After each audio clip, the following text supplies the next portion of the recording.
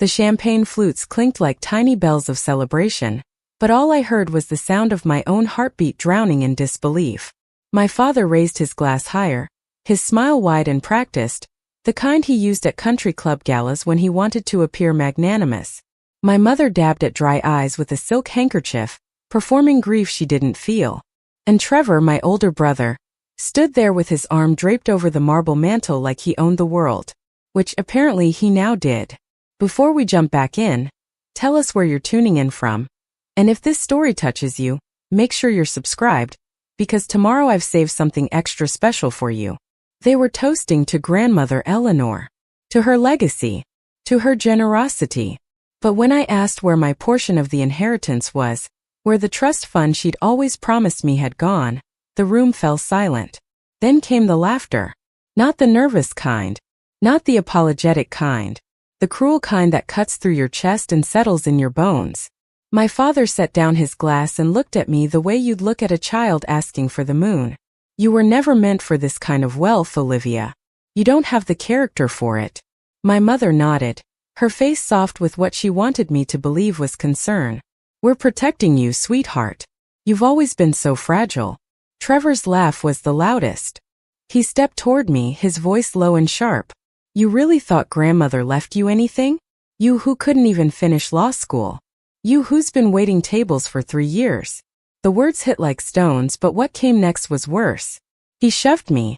Not hard enough to leave a mark, but hard enough to make the message clear. This isn't your house anymore. My parents didn't flinch. They didn't gasp. They sipped their champagne and looked away, as if I'd imagined the whole thing. I steadied myself against the doorframe, my hand trembling, but not from fear. From clarity. Because in that moment, I remembered something my grandmother had whispered to me 6 months before she died. Her frail hand pressing a small brass key into my palm. When they try to erase you, she'd said, make sure you've already written yourself in ink. I thought she was being poetic. Turns out she was being literal. I reached into my jacket pocket and felt the edge of that key, cool and sharp against my fingertips. I said nothing. Not a word. I just turned and walked out of that house, leaving them to their champagne and their lies.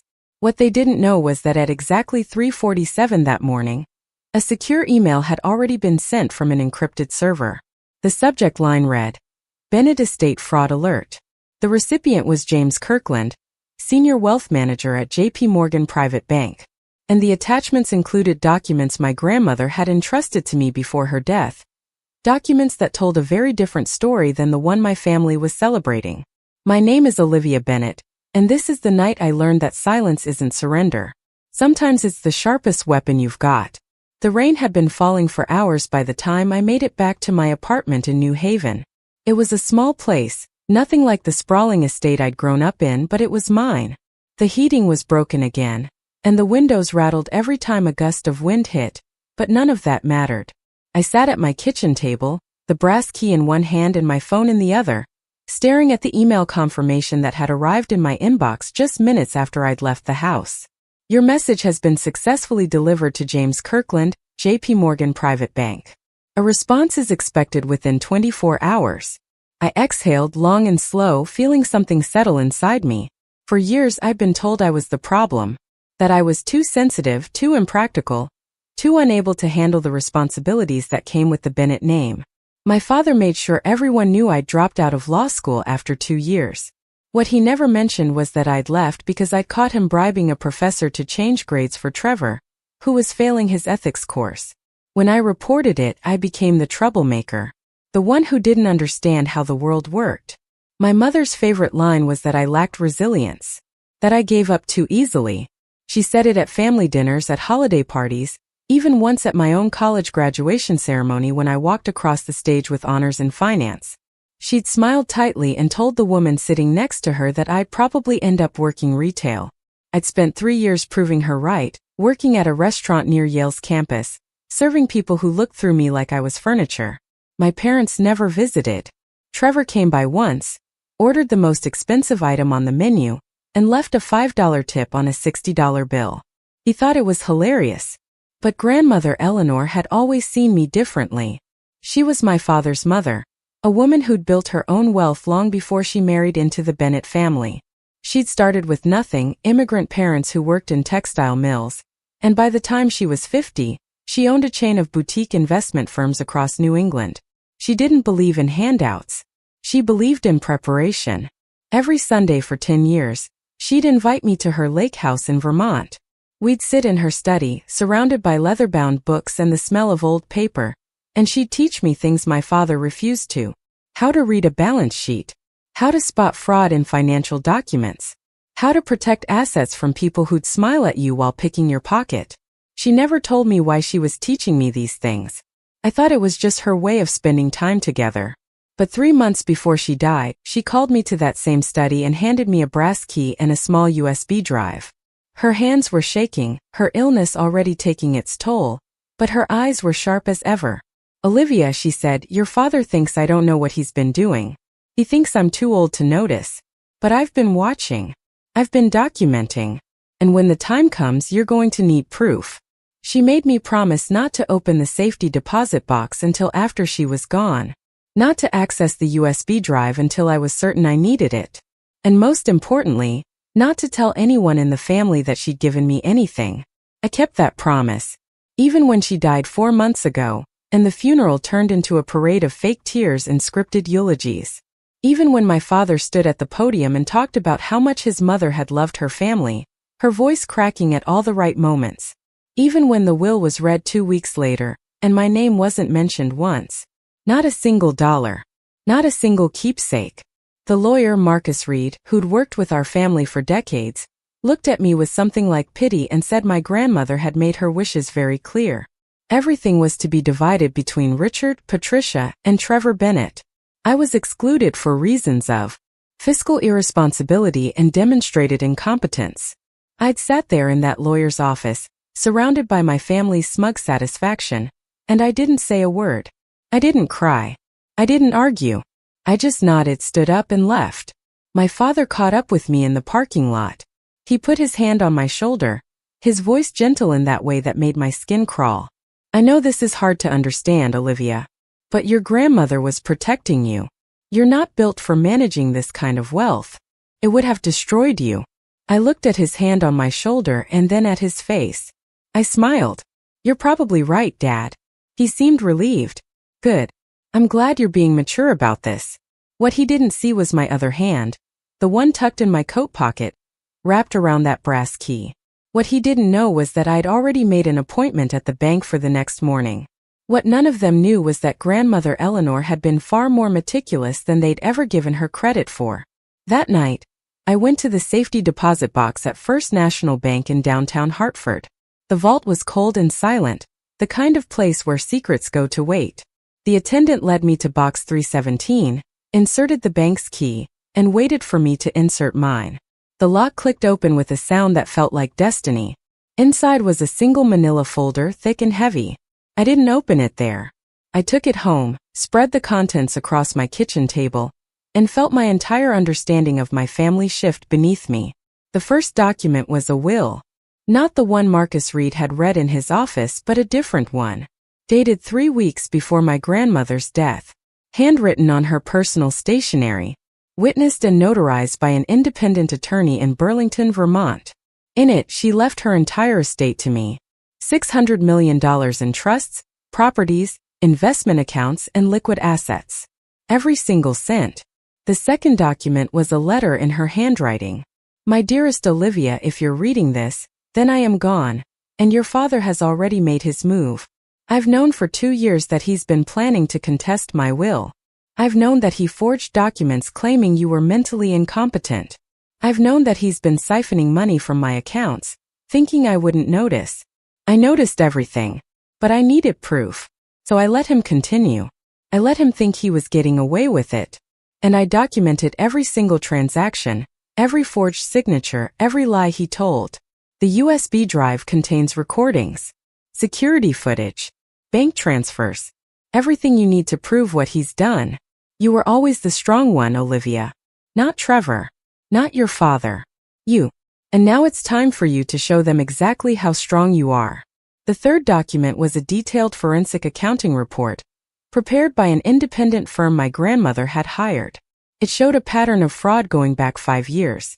Preparing and narrating this story took us a lot of time, so if you are enjoying it, subscribe to our channel. It means a lot to us.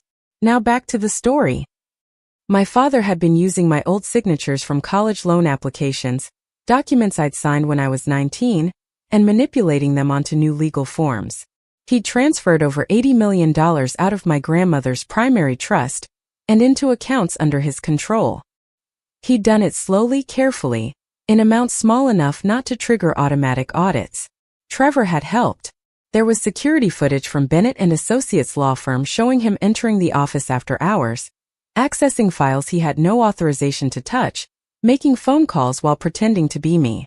My mother's role was quieter but no less damaging. She'd been the one to spread the narrative about my instability. Medical records showed she'd contacted 3 different psychiatrists, trying to get one of them to diagnose me with a condition that would support a competency hearing. None of them would do it because there was nothing wrong with me. So she'd shopped around until she found a professional willing to write a speculative opinion based on nothing but her descriptions. That opinion had been submitted to Marcus Reed as evidence. I sat there until sunrise, reading every page, watching every video file on the USB drive, listening to recordings of my father and Trevor planning how they'd divide the estate.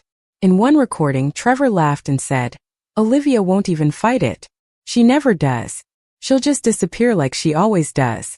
My father's response was colder. "Good. She's a liability. Always has been." The rain had stopped by the time I finished. The sky was turning that pale gray that comes before dawn. I made myself a cup of coffee, sat back down at the table and opened my laptop. I drafted an email to James Kirkland at JPMorgan Private Bank. My grandmother had mentioned his name once, told me he was the only wealth manager she trusted, the only one who'd never tried to manipulate her or flatter his way into her accounts. I attached copies of every document. I explained the situation clearly, clinically, without emotion. I hit send at exactly 3:47 in the morning. Then I got dressed, drove back to Greenwich, and walked into that celebration dinner where my family toasted to a legacy they'd stolen. I asked my question knowing exactly what they'd say. I let Trevor shove me knowing I wouldn't fight back. And I walked out of that house knowing that the countdown had already started. By the time I made it back to New Haven, James Kirkland had already responded. His email was brief. "Ms. Bennett, I've reviewed the documents you sent. This is a matter of significant legal concern. I'm forwarding this to our fraud investigation team and to Victoria Hayes, an estate attorney who specializes in cases of this nature. Please do not contact your family. Do not discuss this with anyone. We'll be in touch within 48 hours. For the first time in years I smiled. Not because I was happy, but because I finally understood what my grandmother had been preparing me for. She hadn't just left me her money. She'd left me her fight. The morning James Kirkland called, I was in the middle of my shift at Riverside Tavern, carrying a tray of overpriced cocktails to a table of Yale alumni who were laughing too loudly about their hedge fund bonuses. My phone buzzed in my apron pocket, and I almost ignored it. But something made me glance at the screen. The number had a Manhattan area code. I set the tray down, excused myself, and stepped into the cold storage room where the sound of the dining room faded to a muffled hum. I answered on the 4th ring. My voice came out steady, though my hands were shaking. "This is Olivia." There was a pause on the other end, the kind of measured silence that comes from someone choosing their words carefully. "Ms. Bennett, this is James Kirkland from JPMorgan Private Bank. I received your correspondence early this morning. I need to verify some information with you before we proceed." His voice was calm, professional, but there was an edge to it that made my stomach tighten. I leaned against the metal shelving unit, the cold seeping through my work shirt. "What do you need to know?" He asked me 3 questions. My grandmother's full legal name, the exact date of her death, and a specific phrase she'd used in one of her recordings, something only someone who'd actually listened to the files would know. I answered each one without hesitation. There was another pause, longer this time, and when he spoke again, his tone had shifted. "Ms. Bennett, I've been managing private wealth for 23 years. I've seen embezzlement, fraud, and family disputes that would make your head spin. But what you've sent me is one of the most comprehensive cases of estate fraud I've ever encountered. Your grandmother documented everything. Do you understand what that means?" I understood. It meant my family hadn't just made a mistake. They'd committed crimes. Federal crimes. Forgery, identity theft, wire fraud. Kirkland continued, his voice taking on a sharper focus. I've already forwarded your documents to Victoria Hayes. She's an estate litigator with a perfect record in probate court. She's also former prosecutor, so she knows how to handle cases where criminal charges might be involved. She'll want to meet with you as soon as possible. Can you come to Manhattan tomorrow? I thought about my schedule. I had a double shift tomorrow and I couldn't afford to lose the income. But then I thought about my father's smile as he toasted to my grandmother's legacy. About Trevor's hand shoving me backward. About my mother's rehearsed tears. Yes, I said. I can be there. Good. Come to our offices at 10. 47th floor. Ask for me at reception.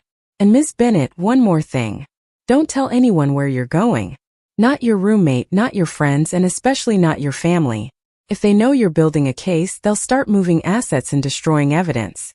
Right now, they think you've accepted their version of events. Let them keep thinking that. I hung up and stood there in the cold storage room for a long moment, my breath forming small clouds in the frigid air. Through the door, I could hear the clatter of dishes and the murmur of conversation. Normal life continuing as if the ground beneath my feet hadn't just shifted. I went back to my shift, poured drinks, smiled at customers, and pretended everything was fine. But inside, something had fundamentally changed. I wasn't the girl they'd pushed around anymore. I was the one holding the evidence. That night I couldn't sleep.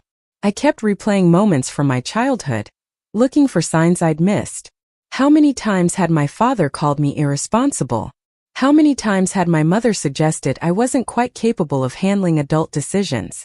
I'd always thought it was just their way of being overprotective, of expressing concern in their own dysfunctional way. Now I saw it for what it was. Premeditation. They'd been building a narrative for years, laying the groundwork to declare me incompetent if they ever needed to. Every dismissive comment, every public embarrassment, every time they told someone I was fragile or unstable, they'd been constructing a legal defense.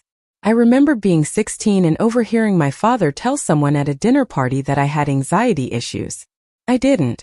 I'd had a panic attack once after a car accident, a completely normal response to trauma, but he'd turned it into a chronic condition in his storytelling.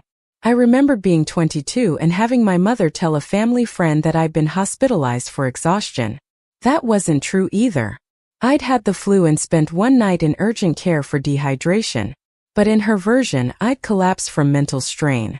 They'd been rewriting my history, making me smaller and weaker in every retelling, so that when the time came to steal my inheritance, no one would question whether I deserved it.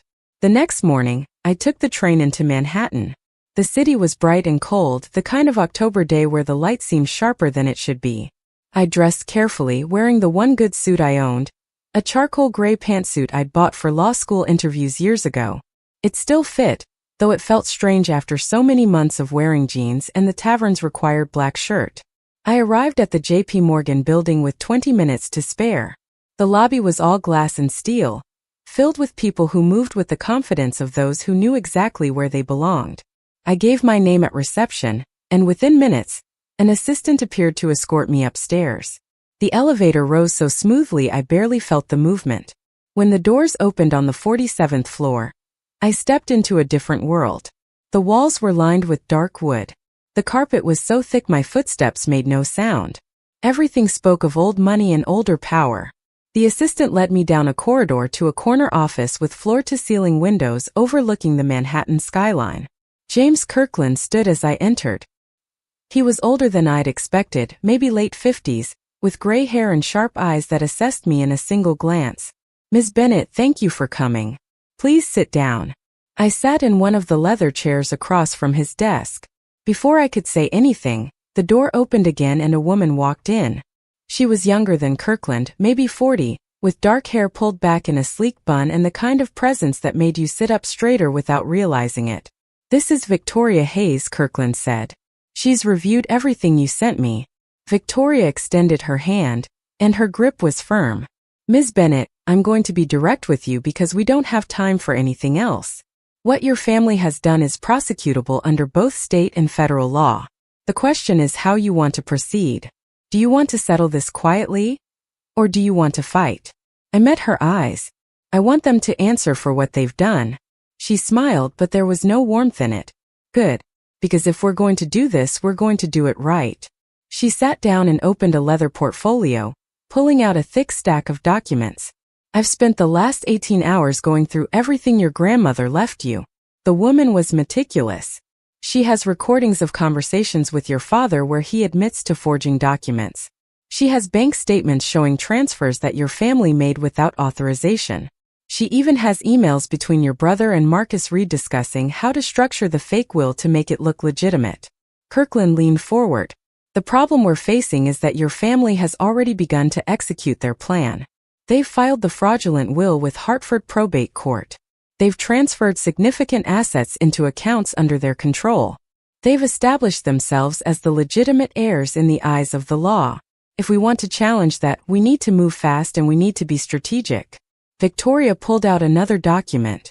This is the real will, the one your grandmother filed with an independent attorney in Vermont 3 weeks before she died. It supersedes everything. Your family submitted. But probate law is complicated. They're going to argue that your grandmother wasn't of sound mind when she wrote this. They're going to say you manipulated her. They're going to drag out every piece of character assassination they've been building against you for years. Are you prepared for that? I thought about the champagne glasses clinking, about my father's dismissive smile, about 3 years of serving tables while my family lived in luxury built on theft. Yes, I said. I'm prepared. Victoria nodded slowly. Then here's what we're going to do. First, we're filing an emergency motion to freeze all estate assets. That means your family won't be able to move another dollar until the court sorts this out. Second, we're submitting the real will along with all of your grandmother's documentation. Third, we're requesting a full forensic audit of every account your father has touched in the last 5 years. And fourth, she paused, looking at me carefully, we're going to let them think they're winning right up until the moment we're not. What does that mean? Kirkland answered. It means you go back to your life. You keep working at the restaurant. You don't change your routine. If your family contacts you, you're cordial but distant. You give them no reason to think you're planning anything. Meanwhile, we'll be building the case behind the scenes. We'll be interviewing witnesses, collecting additional evidence, and preparing for a court battle that's going to get ugly. They're going to say terrible things about you, Olivia. They're going to try to paint you as unstable, vindictive, and greedy. Can you handle that without breaking? I thought about all the times I'd stayed silent when they criticized me. All the times I'd walked away instead of fighting back. All the times they'd mistaken my restraint for weakness. I can handle it, I said. Victoria closed her portfolio. Good. Because we file the motion tomorrow morning. By tomorrow afternoon, your family is going to know you're coming for them. And that's when things are going to get interesting. She stood and I stood with her. One more thing, Ms. Bennett.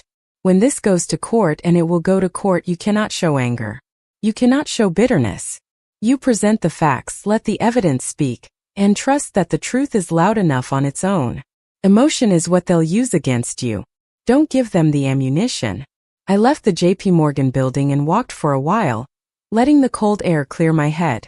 I thought about what Victoria had said about staying calm, about trusting the evidence. My grandmother had known this would happen. She'd known that when the truth came out, my family would try to destroy my credibility. That's why she'd been so careful. That's why every document was notarized, every recording was time-stamped, every transaction was tracked. She'd built a case that didn't need my testimony to be convincing, could stand on its own. All I had to do was let it. That night, I got a text from my mother. Dinner this Sunday at the house. Your father wants to talk about grandmother's foundation. It would mean a lot if you came. I stared at the message for a long time. Part of me wanted to refuse, to cut them off completely. But I remembered what Kirkland had said. Let them think you're compliant. Let them think they've won. I typed back a simple response. I'll be there. Her reply came quickly. Wonderful. We've missed you. The lie was so casual it almost made me laugh. But I didn't respond. I just set my phone down and went back to the documents spread across my kitchen table. The USB drive contained more than I'd initially realized. There were recordings going back 3 years, conversations my grandmother had recorded on her phone whenever my father visited. In one, I could hear him trying to convince her to sign over power of attorney. In another, he was suggesting she move into assisted living, somewhere he could better manage her affairs. She'd refused every time, her voice steady and sharp despite her illness. I listened to her deflect his manipulations, watched her play along just enough to keep him talking, and realized she'd been running her own investigation long before I knew anything was wrong. There was also a video file dated 2 months before her death. I clicked on it and saw my grandmother sitting in her study at the lake house, the camera positioned on her desk. She looked directly into the lens, her face tired but determined. If you're watching this, Olivia, then everything has unfolded exactly as I predicted. Your father has always been driven by greed, but I never thought he'd go this far. I never thought he'd try to erase you completely, but he has, and now you have a choice. You can let him win or you can fight back with everything I've given you. I didn't leave you this inheritance because you're my granddaughter. I left it to you because you're the only one in this family who understands that wealth isn't about what you have, it's about what you do with it. Your father will spend it on status. Trevor will waste it on excess. But you, Olivia, you'll build something meaningful. That's why you were always my choice. Not because you're perfect, but because you're principled. And principle is the only thing that survives when everything else burns away. The video ended. I sat in the silence of my apartment, feeling the weight of her words settle over me. She'd known I'd doubt myself. She'd known I'd wonder if I was doing the right thing. And she'd left me this message to remind me that I wasn't fighting for money. I was fighting for truth. The next morning, Victoria filed the emergency motion. By noon, the court had issued a temporary freeze on all Bennett estate accounts. By 2 in the afternoon, my father's lawyer called me. Marcus Reed's voice was smooth and paternal, the same tone he'd used when he read the fake will. Olivia, I just heard about the motion you filed. I think there's been a misunderstanding. Your father would like to meet with you to discuss this before it goes any further. Can you come to my office this afternoon? I almost said no. But then I remembered Victoria's advice. Let them think they're in control. I agreed to meet him at 4. When I arrived at Bennett & Associates, Marcus was waiting in the conference room with my father and Trevor.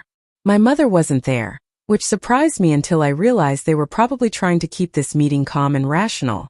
3 against 1 was already intimidating enough without adding her emotional manipulation to the mix. Olivia, my father said, standing as I entered. Thank you for coming. Please sit down. I sat across from them, my hands folded in my lap. I didn't speak. I just waited. Marcus cleared his throat. Olivia, we're all very concerned about this motion you filed. It's causing a lot of unnecessary stress for the family, and frankly, it's based on some misunderstandings about your grandmother's wishes. I know you're hurt that you weren't included in the will, but she made that decision for your own protection. She didn't want you to be burdened with the responsibility of managing significant wealth. She wanted you to be free to live your life without that pressure. I kept my expression neutral. Is that what she told you? Trevor leaned forward, his voice tight with barely controlled anger. This is ridiculous, Olivia. You're embarrassing yourself. Do you really think you're going to win this? Grandmother knew exactly what she was doing. She knew you couldn't handle it. My father held up a hand, silencing Trevor. His voice was softer, more measured. Olivia, I know things have been difficult between us. I know you feel like we haven't always supported you the way you needed.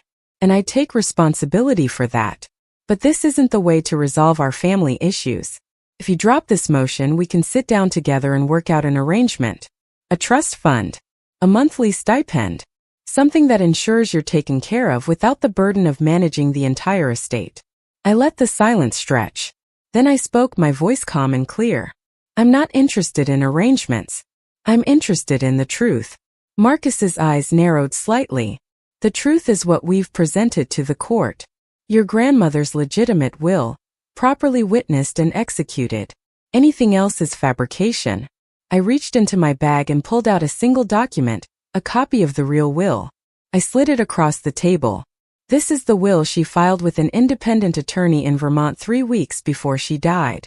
It's notarized. It's witnessed by people who have no connection to our family. And it leaves everything to me. My father's face went pale. Trevor stared at the document like it was a snake. Marcus picked it up, scanned it quickly and set it down with forced calm. This is clearly a forgery. Your grandmother would never cut out her son and grandson.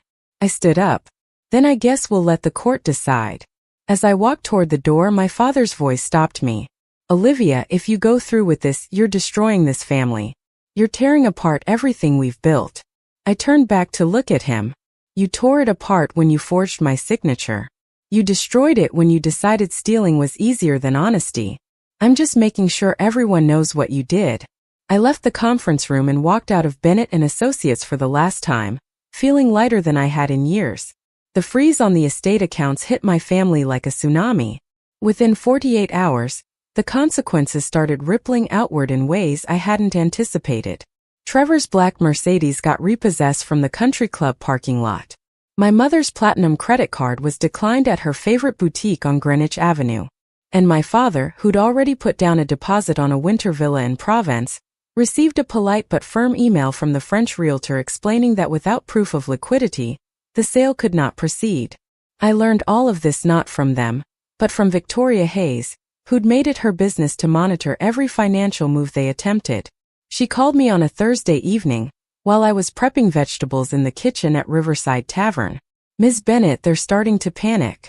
Your father tried to open a line of credit using the Greenwich property as collateral. The bank turned him down because the estate freeze means he can't prove clean title. Your brother showed up at a private lending office in Stamford this morning. They sent him away when they ran his name and saw the pending litigation. I wiped my hands on my apron and stepped into the walk-in freezer for privacy, my breath forming clouds in the cold air. What does that mean for us? It means they're going to escalate. Right now, they're still trying to handle this quietly, but when people like your family start losing access to money, they get desperate. Desperate people make mistakes. We just need to be ready when they do. She paused, and I heard papers rustling on her end. There's something else. We got a subpoena response back from Marcus Reed's firm. They're claiming attorney-client privilege on most of the documents we requested, but they had to turn over their billing records. Those records show something interesting. What? Your father paid Marcus Reed $250,000 3 days before your grandmother died. The invoice description says estate planning consultation, but that's a lot of money for a consultation. I'm betting it was payment for helping forge the will. We can't prove it yet, but it's a thread we can pull. I leaned against the metal shelving, feeling the cold seep through my shirt. If Marcus was involved in the forgery, does that mean the will they submitted is completely invalid? Victoria's voice took on a satisfied edge. It means their entire case collapses. A will created through fraud and conspiracy isn't just invalid. It's evidence of criminal activity. If we can prove Marcus knowingly participated, we're not just talking about probate court anymore. We're talking about disbarment, potentially prison time.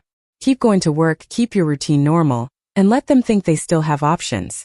The more comfortable they feel, the more likely they are to slip up.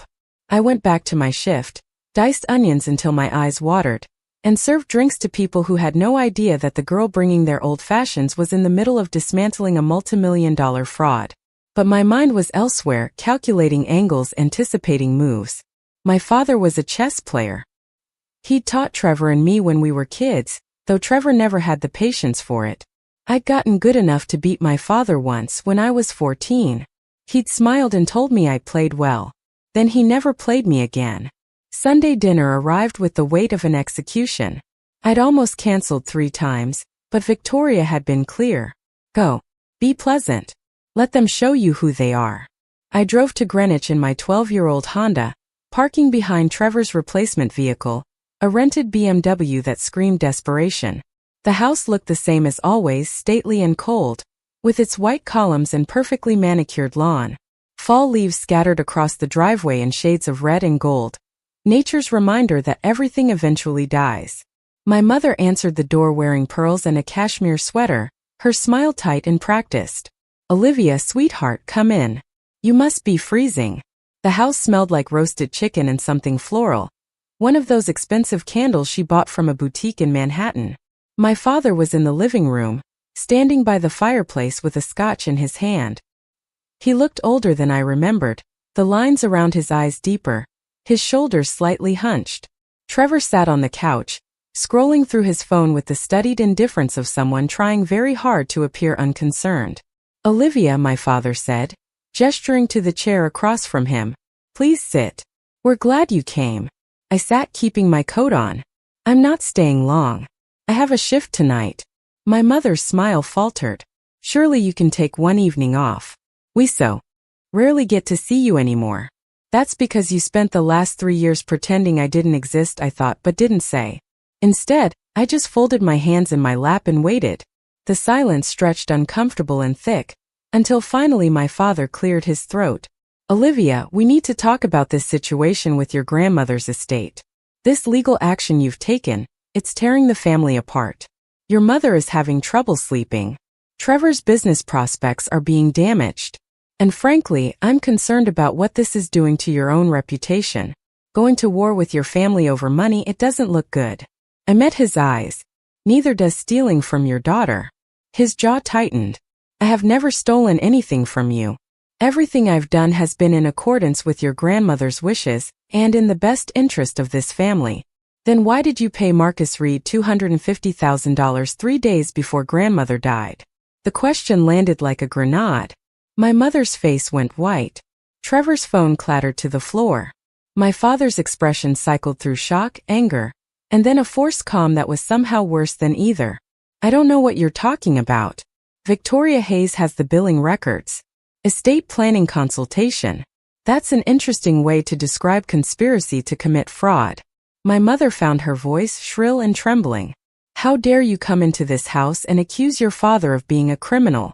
After everything we've done for you, after we raised you and supported you and tried to protect you from your own poor judgment. I stood up.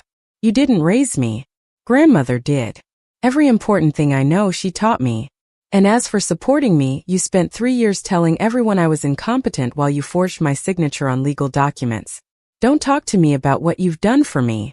Trevor finally spoke, his voice dripping with contempt. You're pathetic, you know that? You're so desperate for attention, for validation, that you're willing to destroy your own family. Grandmother would be ashamed of you.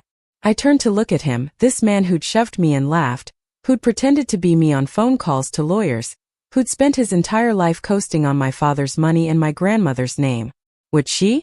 Because I have recordings of her talking about you. Want to know what she said? She said you were lazy. She said you had no integrity. She said the only thing you'd ever built was debt. Trevor lunged to his feet, but my father grabbed his arm. Enough. Both of you. He looked at me, and for a moment I saw something that might have been genuine emotion. Regret, maybe. Or just fear of losing. Olivia, please. We can still fix this. We can still be a family. But I was already walking toward the door. My mother followed, her voice desperate. You can't just leave. We need to resolve this. Where are you going? I stopped at the threshold, looking back at the three of them standing in that perfect living room with its perfect furniture and its rotten foundation. I'm going to work. Some of us still have to earn our money. I drove back to New Haven with my hands shaking on the wheel. Not from fear but from the adrenaline of finally saying what I'd kept locked inside for so long. When I got to my apartment, there was an email from Victoria waiting. Subject line, they took the bait. I opened it. The message was brief. Your father's attorney just contacted me requesting an emergency mediation session. They want to settle out of court. They're offering you $20 million to drop the case and sign a non-disclosure agreement. This is exactly what we expected. They know they're losing, and they're trying to buy your silence before we get to discovery. How do you want to respond? I typed back without hesitation. Tell them $30 million in full public disclosure of what they did. Let's see how much my silence is really worth to them. Her response came back within minutes. You're learning. I'll make the counteroffer tomorrow. Get some sleep. This is about to get much worse before it gets better. She was right. The next morning, I woke up to 17 missed calls and a string of text messages from numbers I didn't recognize. When I finally listened to the voicemails, I understood why. Someone had leaked the story to the press. Not the full story, but a version of it. Twisted, weaponized, designed to make me look like the villain. Connecticut heiress wages war against grieving family. The article painted my father as a devoted son trying to honor his mother's wishes, my mother as a woman devastated by her daughter's greed, and me as an unstable young woman who couldn't accept that she'd been left out of the will for her own good. The comments section was brutal. People who didn't know me, didn't know my family, didn't know anything about the case were calling me entitled, delusional, cruel. One comment said, "This is what happens when you give participation trophies to a generation. They think they deserve everything without earning it." Another said, "She probably manipulated the grandmother when she was dying." Elder abuse is a real problem. I made myself read every single comment, let the poison sink in, and then I called Victoria. She answered on the first ring. I saw the article. I'm already drafting a response. Don't read the comments, don't respond to any press inquiries, and absolutely do not post anything on social media. This is a coordinated attack designed to prejudice potential jurors and pressure you into settling. We knew it was coming. I took a breath, steadying myself. How did they get the story? Victoria's voice was grim. My guess is Marcus Reed. He has connections at the Hartford Courant, and this kind of narrative management is classic defense strategy. Make the plaintiff look sympathetic in the court of public opinion so that when the real facts come out, people are already biased against them. What do? We document everything. Every article, every comment, every piece of propaganda they put out there. Because when we get to court, we're going to show the judge exactly how they tried to manipulate public perception. And then we're going to bury them with facts. That afternoon, 3 more articles appeared. One questioned my mental health, citing anonymous sources close to the family who claimed I'd struggled with emotional instability for years. Another focused on my father's charitable work, painting him as a pillar of the Greenwich community who donated millions to local causes. The third was an opinion piece about the dangers of letting bitter children weaponize probate court against their parents. I went to work that night and found out that someone had called the restaurant.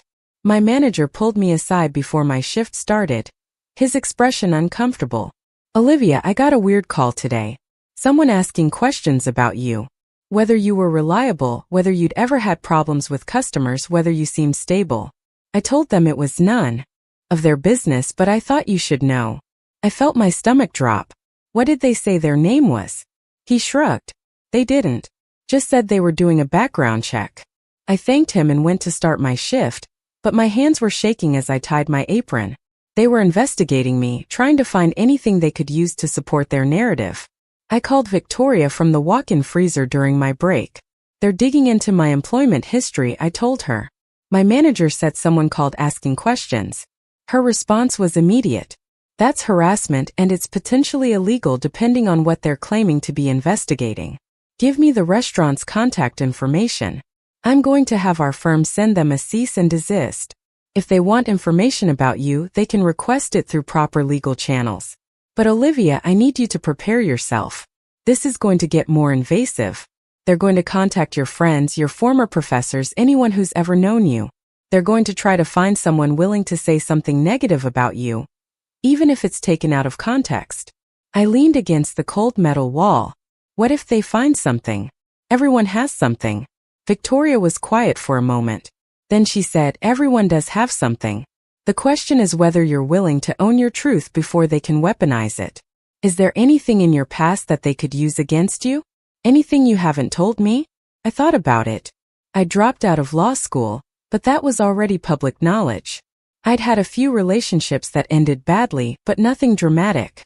I got in a speeding ticket once. I'd been to therapy after my grandmother died. That was it. That was the sum total of my scandalous history. I went to therapy after grandmother died. Could they use that? They'll try. They'll say it proves you were emotionally unstable, that you were susceptible to manipulation. But therapy isn't a crime, and in fact it shows you were taking care of your mental health during a difficult time. If they bring it up, we'll flip it. We'll make it about how you were grieving a woman who actually loved you while your family was busy stealing from you. I finished my shift and drove home through streets that felt different now, like I was being watched. When I got to my apartment, there was a car parked across the street with its lights off. I couldn't see inside, couldn't tell if anyone was in there, but it hadn't been there when I left. I took a picture of the license plate and sent it to Victoria with a message. "Is this paranoia or should I be worried?" Her response came back within minutes. "I'm sending someone to check it out. Lock your doors and don't answer if anyone knocks." I did as she said, triple-checking the locks and closing all the curtains. I sat in my kitchen with the lights off, watching that car through a gap in the blinds. After about 20 minutes, it pulled away slowly, deliberately. My phone buzzed with a text from Victoria. Private investigator registered to a firm that does work for Marcus Reed's office. They're surveilling you. I'm filing for a restraining order in the morning. This constitutes witness intimidation. I didn't sleep that night. I kept thinking about all the ways they were trying to break me, trying to make me feel small and scared and alone. And I kept coming back to my grandmother's words in that video.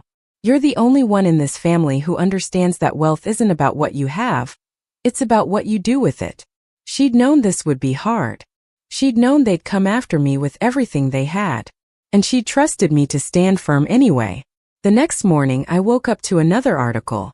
This one was different. It was in a smaller publication, a legal blog that covered probate cases.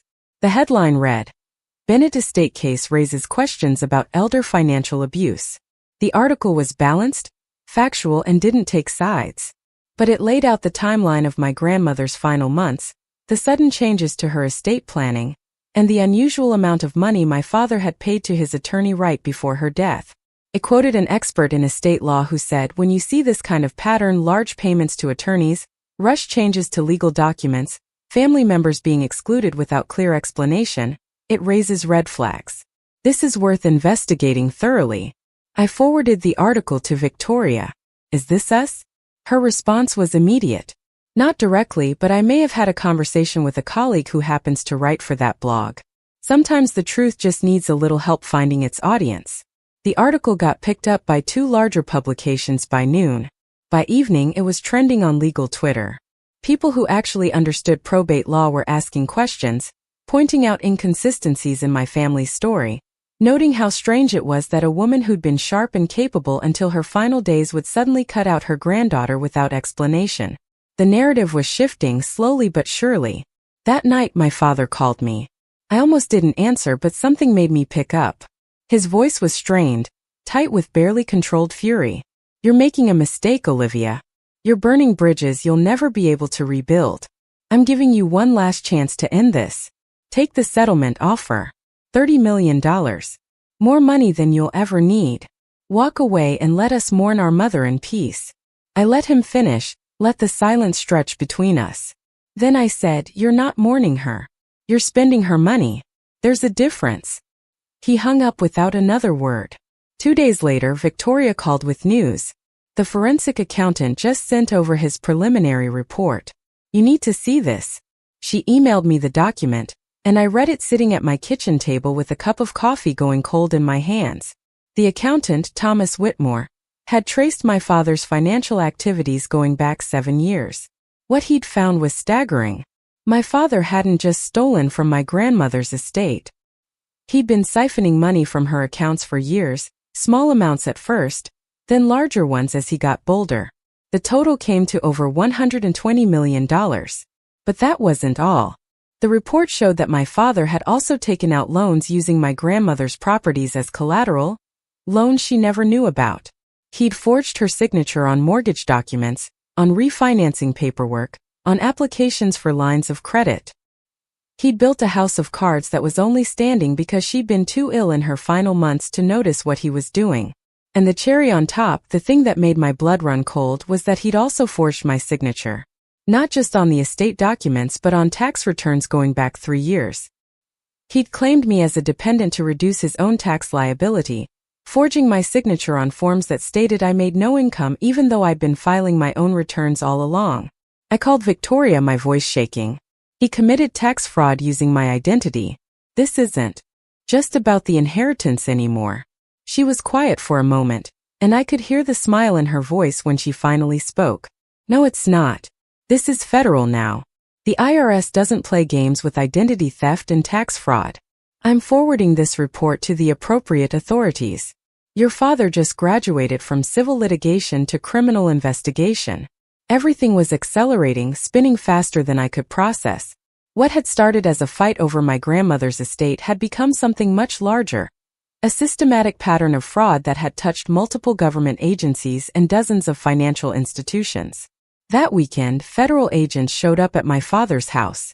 I know because Trevor called me, screaming obscenities, saying I'd destroyed the family, that I'd sent our father to prison, that I'd never be forgiven. I hung up and blocked his number.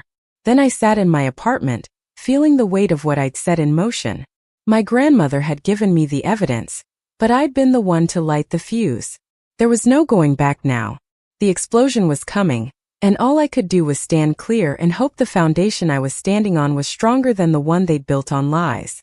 The federal investigation moved with a speed that surprised even Victoria. Within 2 weeks of Thomas Whitmore's report reaching the IRS, agents had frozen not just the estate accounts but every financial asset my father controlled. His personal checking account, his investment portfolios, even the joint accounts he shared with my mother. Everything locked down while they traced the web of fraud he'd spent years constructing. I learned this not from news reports or legal filings, but from my mother, who showed up at my apartment on a Tuesday morning looking like she hadn't slept in days. I opened the door to find her standing in the hallway, her designer coat wrinkled, her hair pulled back in a messy ponytail instead of her usual perfect styling. She looked smaller, somehow diminished. "Olivia, I need to talk to you." I didn't invite her in. "We can talk here." Her eyes filled with tears, the real kind this time, not the performed grief she displayed at my grandmother's funeral. "They've taken everything. The house, the cars, our credit cards. I can't even buy groceries without calling the bank for approval. Your father is meeting with lawyers 12 hours a day. Trevor had to move back home because he can't afford his apartment. This has to stop." I leaned against the doorframe, keeping my voice level. "It stops when Dad admits what he did." She shook her head, a desperate gesture. "He can't do that. If he admits to the fraud, he'll go to prison." "Is that what you want? To see your father in prison?" I thought about all the recordings my grandmother had made, all the conversations where my father had laughed about how easy it was to manipulate the system, how confident he'd been that no one would ever catch him. I thought about the way he'd looked at me over champagne glasses and told me I wasn't meant for wealth. I thought about 3 years of serving tables while he spent money that should have been mine. What I want is for him to face the consequences of his choices. That's all any of this has ever been about. My mother's tears spilled over, tracking mascara down her cheeks. "You're choosing money over family. Your grandmother would be horrified by what you're doing." I felt something cold settle in my chest. "Grandmother gave me the evidence, Mom. Every recording, every document, every piece of proof I have, she collected it. She wanted this to happen. She wanted the truth to come out. If you're looking for someone to blame, blame the woman who loved me enough to make sure I couldn't be erased." My mother stared at me like I'd struck her. Then she turned and walked away without another word, her heels clicking against the hallway floor in an unsteady rhythm. I closed the door and leaned against it, feeling the weight of that conversation settle over me. Victoria had warned me this would happen. "They'll try to use family as a weapon," she'd said. "They'll make you feel guilty for holding them accountable. Don't let them." I went to work that afternoon and tried to focus on the familiar routine of taking orders and mixing drinks, but my mind kept drifting to my mother's face, the genuine desperation I'd seen there. For a moment, I almost felt sorry for her. Then I remembered the psychiatrist she'd contacted, the medical narrative she'd tried to build to declare me incompetent, and the sympathy evaporated. The probate hearing was scheduled for 3 weeks out. Victoria spent those weeks preparing me for what she called the performance of my life. We met every other day at her office, going over potential questions, rehearsing my testimony, drilling into me the importance of staying calm no matter what my family's attorney said. "Marcus Reed is going to try to rattle you," she explained during one session. "He's going to bring up every mistake you've ever made, every time you struggled, every moment of doubt or weakness. He's going to try to paint you as an opportunist who manipulated a dying woman. You cannot react emotionally. You present the facts and let the evidence speak. What if I can't do it? What if I freeze up there?" She looked at me with those sharp eyes that had probably intimidated countless witnesses. "Then you remember why you're doing this. You're not fighting for money, Olivia. You're fighting because someone has to stand up and say that lying and stealing and destroying someone's reputation has consequences. Your grandmother trusted you to do that. Don't let her down." The night before the hearing, I couldn't sleep. I sat at my kitchen table with all of my grandmother's documents spread out in front of me, reading her words again, listening to her voice in the recordings. In one conversation with my father, she said something that I hadn't fully appreciated the first time I heard it. "Richard, you've always thought being clever was the same as being smart. But clever is just finding shortcuts. Smart is building something that lasts. You've spent your whole life looking for shortcuts, and now you're teaching your son to do the same. I won't let you do that with what I've built. My father's response had been dismissive. Mother, you're being dramatic. I'm managing your affairs because you're not capable of doing it yourself anymore. You should be grateful. Her laugh was sharp, bitter. Grateful? Yes, I suppose I should be grateful that my son is stealing from me. That's what good mothers do, isn't it? Be grateful for the betrayal. I turned off the recording and sat in the silence of my apartment. Tomorrow, that conversation would be played in court. Tomorrow, a judge would hear my grandmother's voice calling out my father's theft in real time. Tomorrow, the truth would stop being something I carried alone. The Hartford probate court was smaller than I expected, more intimate.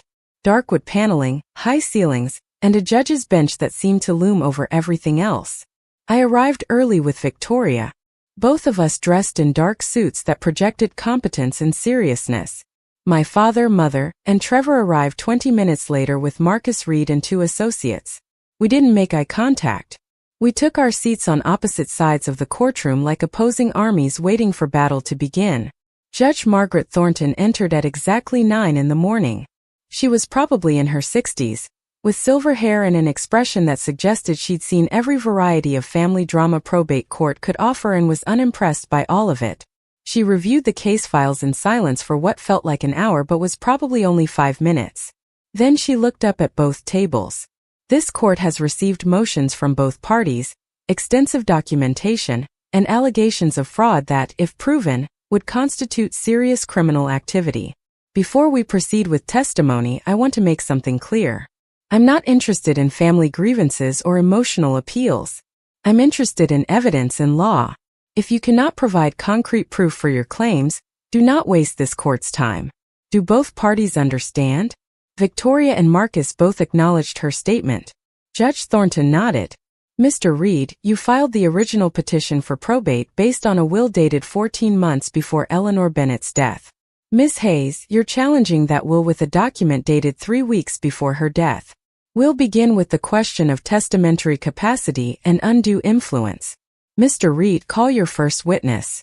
Marcus stood, buttoning his suit jacket. Your Honor, the defense calls Dr. Raymond Porter. A man in his 50s took the stand, sworn in, and settled into the witness chair with practiced ease. Marcus approached him with a friendly smile. Dr. Porter, can you describe your relationship with Eleanor Bennett? I was her primary physician for the last 8 years of her life. I treated her for various conditions related to aging, including arthritis, high blood pressure, and in her final year, complications from pneumonia. And during that final year, did you observe any changes in her mental capacity? He nodded gravely. Yes. Mrs. Bennett experienced periods of confusion, particularly in the months following her pneumonia diagnosis. She sometimes forgot conversations we'd had, repeated questions, seemed disoriented about dates and times.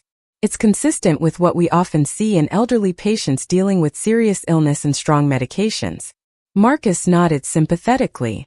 In your medical opinion, would Mrs. Bennett have been capable of understanding complex legal documents in the weeks before her death? Dr. Porter hesitated, which I realized was entirely calculated. It would be difficult to say with certainty. The medication she was taking can affect cognitive function. If she was having one of her clearer days, perhaps. But I would have concerns about whether she fully understood the implications of any major decisions made during that time. Marcus thanked him and sat down.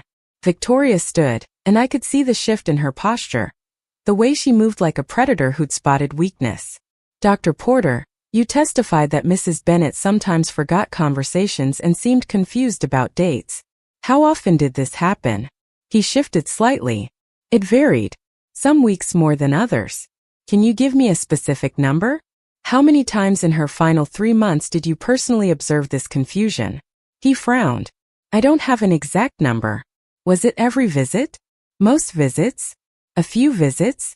I saw Mrs. Bennett once a month for routine checkups. During those visits, there were perhaps 2 or 3 instances where she seemed less sharp than usual. Victoria let that hang in the air. So out of approximately 12 visits in her final year, you observed confusion during 2 or 3 of them. That means she was cognitively clear during at least 9 visits. Would you agree with that assessment? He had to agree. Yes, that's accurate. Victoria pulled out a document. Your Honor, I'd like to submit medical records from Dr. Catherine Wells, a geriatric specialist who evaluated Mrs. Bennett 2 weeks before her death at Mrs. Bennett's request.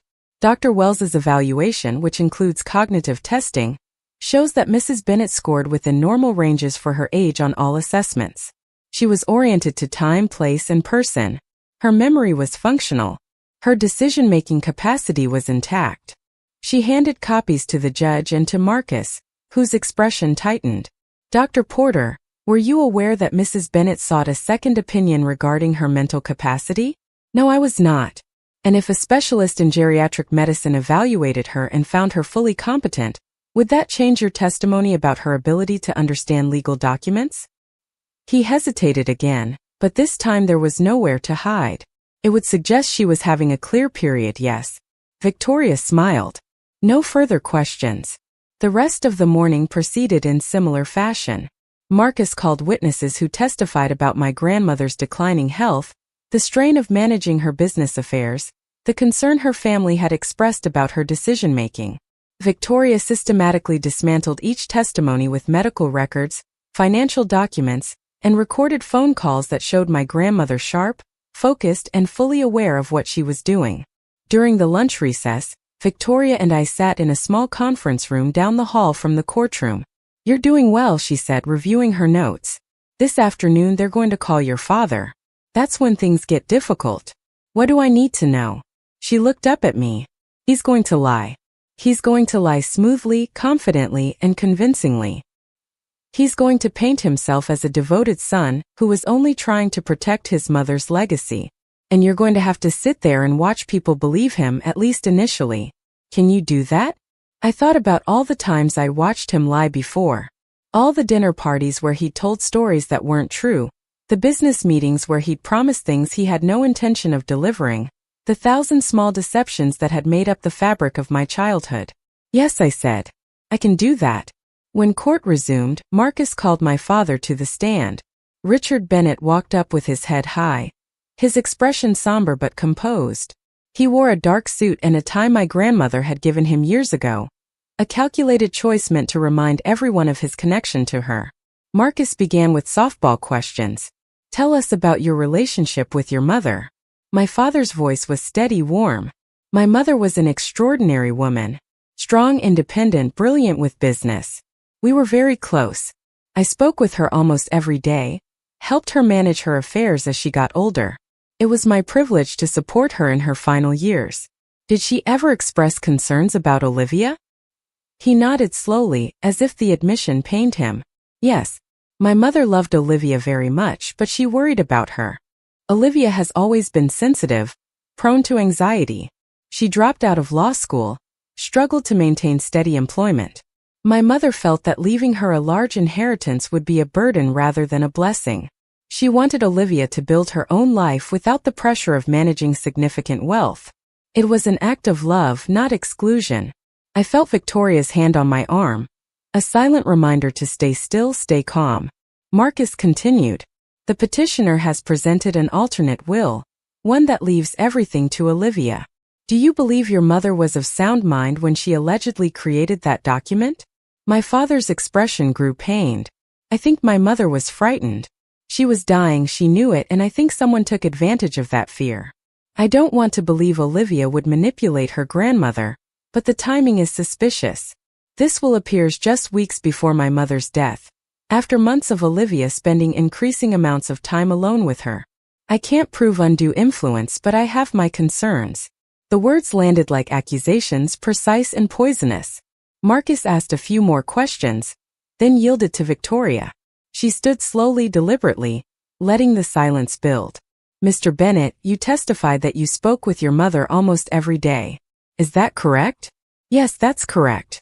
And during those daily conversations, did she ever mention that she was planning to disinherit Olivia? He hesitated. Not in those exact words, no. Did she ever express dissatisfaction with Olivia? Did she ever say she was disappointed in her, worried about her judgment, concerned about her character? Not explicitly, but it was implied in how she spoke about her. Victoria smiled, and it wasn't pleasant. Implied. That's interesting because I have recordings of many conversations between you and your mother. Conversations she recorded without your knowledge. Would you like to hear some of them? Marcus stood quickly. Objection, Your Honor.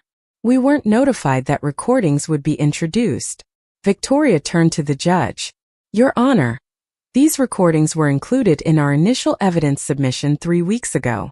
The defense has had ample time to review them. Judge Thornton consulted her notes. The objection is overruled. Ms. Hayes, you may proceed. Victoria set up a small speaker system. The first recording began to play.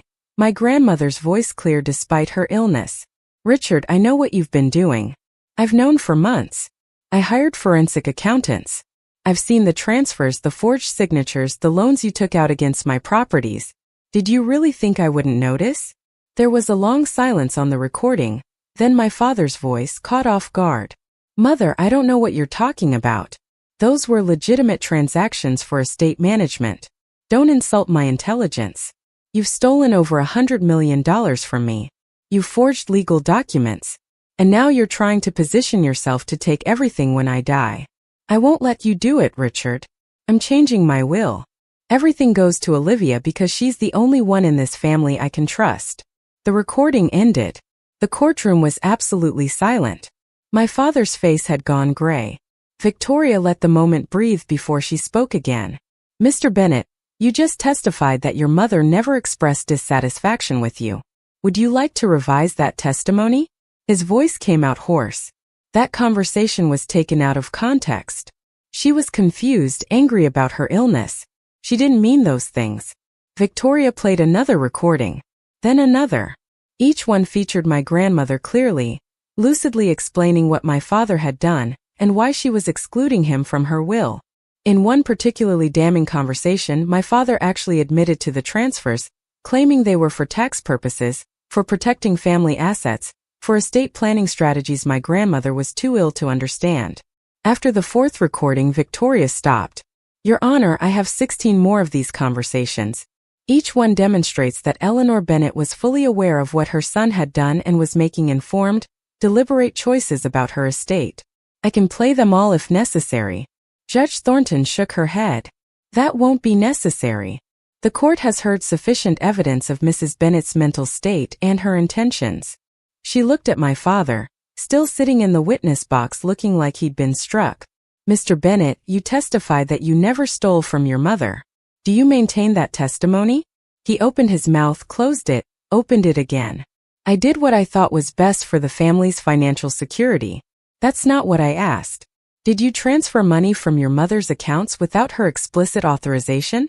The silence stretched so long I thought he might refuse to answer. Finally, in a voice barely above a whisper, he said, yes. Did you forge signatures on legal documents? Yes. Did you take out loans using her properties as collateral without her knowledge? Yes. Judge Thornton leaned back in her chair. Mr. Reed, does your client have anything else to offer in defense of the will he's submitted?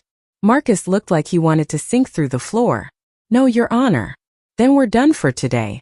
I'm ordering a full forensic audit of all estate accounts and all transactions involving Richard Bennett for the past 7 years. I'm also referring this matter to the Connecticut State Attorney's Office for potential criminal prosecution. We'll reconvene in 2 weeks to review the audit findings and issue a final ruling on the valid will. Court is adjourned. The gavel came down with a sound like thunder. People began gathering their materials, standing, filing out of the courtroom. I sat frozen in my chair, trying to process what had just happened. Victoria touched my shoulder. Come on. Let's get out of here before they try to approach you. We walked out through a side exit, avoiding the main hallway where my family was probably regrouping. Outside, the October air was sharp and clean. Victoria turned to me, and for the first time since I'd met her, she was smiling genuinely. You did it. The judge basically just ruled in your favor. Everything else is formality. I wanted to feel triumphant, but all I felt was exhausted. What happens now? Now the audit confirms what we already know. The judge invalidates your father's will and upholds your grandmother's real one, and you become the executor of a $600 million estate. Oh, and your father probably goes to prison for fraud. She said it so matter-of-factly, like she was describing the weather. I looked back at the courthouse, thinking about my father sitting in that witness box, his carefully constructed lies crumbling around him. I thought about my mother's tears, Trevor's rage, and the family that had spent my whole life telling me I wasn't good enough to be part of their world. Do you think I'm doing the right thing? Victoria studied me for a long moment. The right thing is rarely the easy thing. You didn't create this situation, Olivia. Your father did. You're just refusing to pretend it didn't happen. That takes more courage than most people have. The 2 weeks before the final hearing felt like living in suspension. The forensic audit results came back exactly as expected, confirming every theft, every forged document, every fraudulent transaction. The state attorney's office opened a formal investigation. My father's passport was seized. Trevor, who'd been caught on security footage helping with the fraud, was named as a co-conspirator. My mother, after consulting with her own attorney, filed for divorce and agreed to testify against my father in exchange for immunity. The family was imploding in real time, and I watched it happen from a distance, feeling something between grief and relief. The restaurant where I worked threw me a small party when word got out about the case. My manager gave me a card signed by the entire staff. One of the waitresses I'd trained hugged me and said, "I always knew you were tougher than you looked." I gave my 2 weeks' notice the next day. Not because I was too good for the work, but because I needed to figure out who I was going to be now that I wasn't fighting anymore. The final hearing was anticlimactic.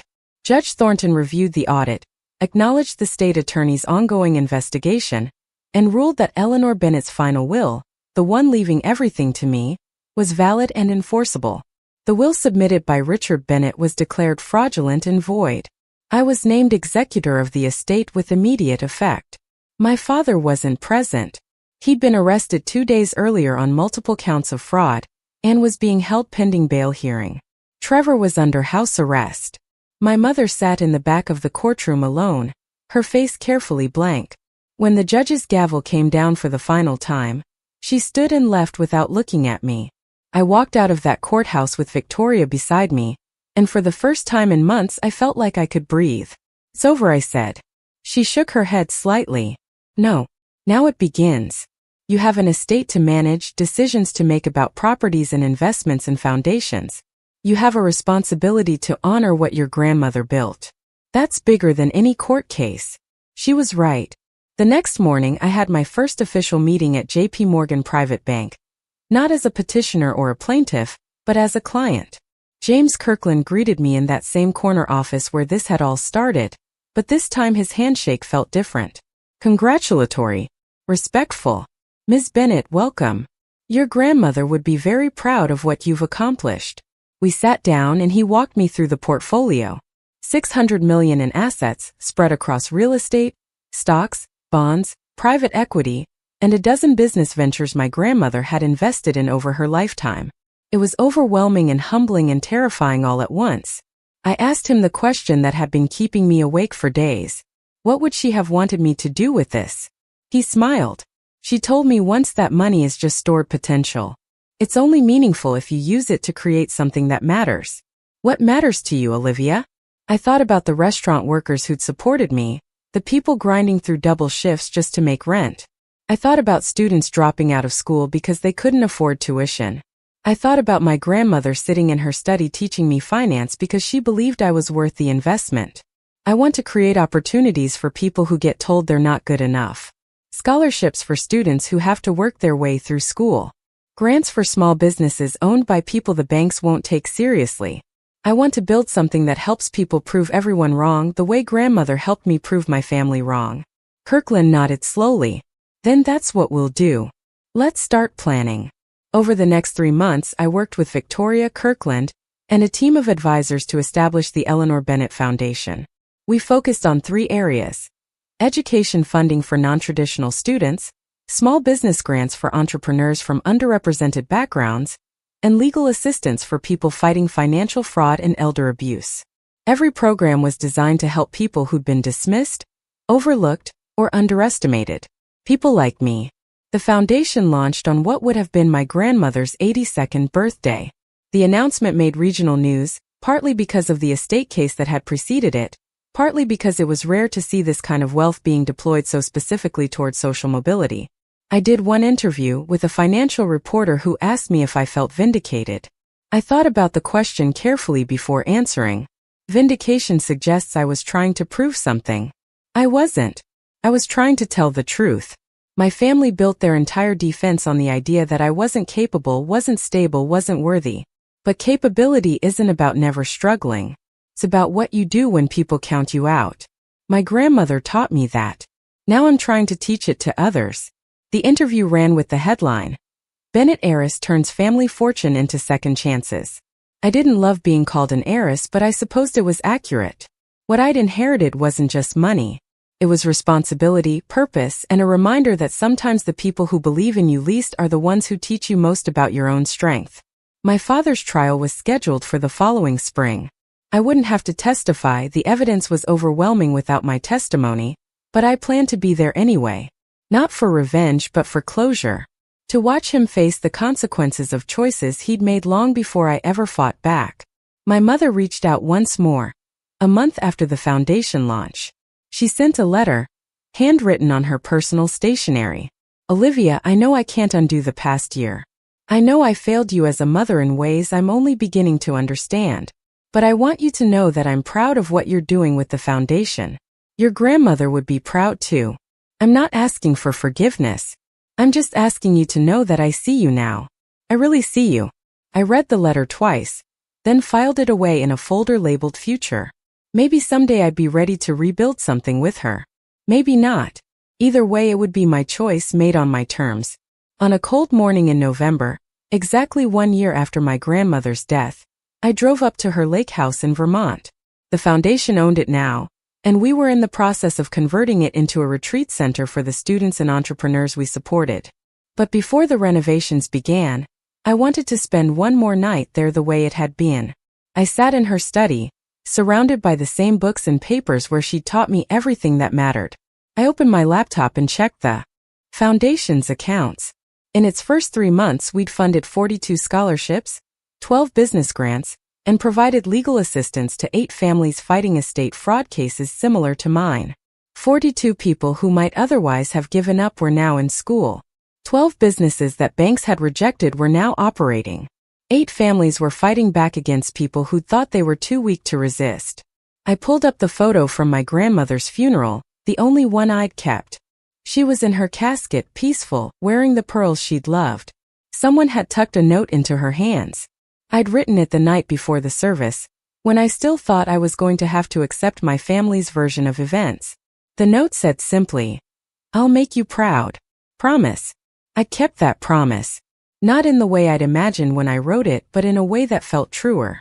I'd fought for truth when lying would have been easier. I'd stood alone when staying silent would have kept the peace. I'd taken what she'd given me and turned it into something that would outlast both of us. My phone buzzed with a text from Victoria. "Judge just issued the sentencing recommendation for your father. 12 years federal prison, full restitution, permanent ban from serving as executor or trustee. It's over, Olivia. You won." I stared at that message for a long time. 12 years. My father would be 73 when he got out, if he got out. Trevor was facing 8 years. Their lives were effectively over. At least the lives they'd built on stolen money and manufactured respectability. And I'd been the one to end those lives, by refusing to let them end mine.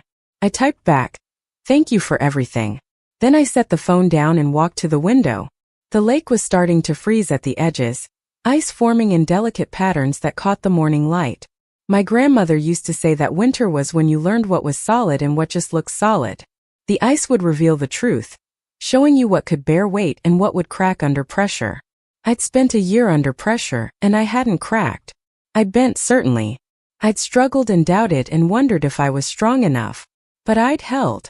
And now, standing in this house that had always felt more like home than the Greenwich mansion ever did, I understood what my grandmother had really left me. Not $600 million, though that was part of it. Not vindication or victory or revenge. She'd left me the truth, documented and undeniable, and the courage to speak it out loud. That morning, when my mother had laughed at my bleeding, when my father had dismissed my worth, when Trevor had shoved me and smiled, they'd all made the same mistake. They'd confused my silence for surrender, my patience for weakness, my kindness for naivety. They'd thought I was breakable because I'd never fought back before. What they didn't understand was that I'd been learning. Every Sunday in this study, every conversation with my grandmother, every lesson about balance sheets and property rights and the difference between being clever and being smart, I'd been preparing for a fight I didn't even know was coming. And when it came, when they finally pushed hard enough to force my hand, I'd been ready. Not because I was born strong, but because someone had taught me how to build strength from truth. The sun rose higher, burning off the morning mist that clung to the lake. I thought about the students who'd receive scholarships next semester, the businesses that would open next year, the families who'd find the courage to fight back because they'd seen that it was possible. I thought about all the ways this money, my grandmother's life's work, would ripple outward into the world. And I thought about the girl I'd been a year ago, serving drinks and accepting dismissal, convinced that she'd never amount to anything her family would recognize as valuable. That girl was gone. Not because she'd been weak, but because she'd been waiting. Waiting for the moment when silence was no longer the right choice. Waiting for the evidence to compile itself. Waiting for the courage to match the conviction. At 3:47 that afternoon, exactly 1 year after I'd sent that first email to James Kirkland, I sat down at my grandmother's desk and opened a new document. I titled it Eleanor Bennett Foundation, 5-Year Strategic Plan. Then I began to write, outlining programs and partnerships and expansions, building something that would last long after I was gone. Because that's what my grandmother had taught me. That wealth isn't about what you have. It's about what you build. And I was just getting started. 6 months after the foundation launched, I stood in the conference room of what used to be my grandmother's primary office building in downtown Hartford. The space had been transformed into the foundation's headquarters. Walls that once displayed corporate achievements now covered with photos of scholarship recipients and business owners we'd helped fund. The mahogany table where my grandmother had negotiated million-dollar deals now hosted weekly meetings where we reviewed grant applications and discussed strategy for expanding our reach. James Kirkland sat across from me, reviewing the quarterly financial report with the kind of focus that made him one of the best wealth managers in the country. Victoria was on speakerphone from her office in Manhattan, occasionally interjecting with legal considerations as we discussed the foundation's growth trajectory. We'd become an unlikely team, the three of us bound together by a shared commitment to honoring what my grandmother had built, while pushing it into new territory she'd never imagined. The numbers were staggering even to me, and I'd spent months immersed in the foundation's operations. In 6 months, we'd distributed over $40 million in scholarships and grants. We'd helped fund 87 small businesses, provided legal assistance to 32 families fighting financial fraud, and established partnerships with 14 community colleges across New England. The applications were flooding in faster than we could process them, stories of people who'd been told they weren't smart enough, weren't credible enough, weren't worthy of investment. People who reminded me of myself a year ago. Kirkland set down the report and looked at me with an expression I'd come to recognize as his approval face. Olivia, these results are exceptional. The foundation is operating at a level of efficiency and impact that typically takes organizations 5 years to achieve. Your grandmother built her businesses on the principle of identifying undervalued assets. You're applying that same principle to human potential, and it's working. I felt a flush of pride but pushed it down. We're just getting started. I want to expand beyond New England. There are people in every state who need what we're offering.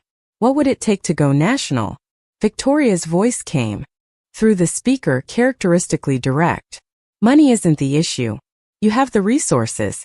The challenge is infrastructure. You need regional offices, local partnerships, staff who understand the communities you're serving. That kind of expansion takes time and strategic planning. If you rush it, you risk diluting the impact. She was right, of course. But I'd spent too many years watching people give up because help came too late or not at all.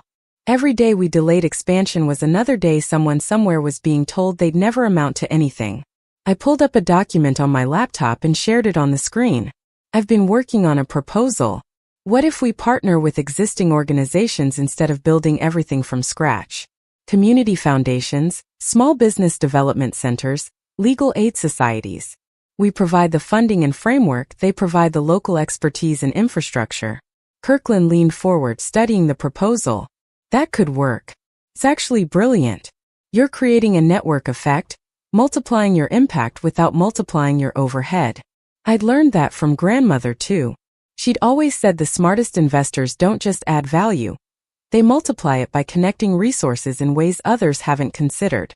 Over the next hour, we mapped out a strategy for national expansion. Victoria would handle the legal framework for partnerships.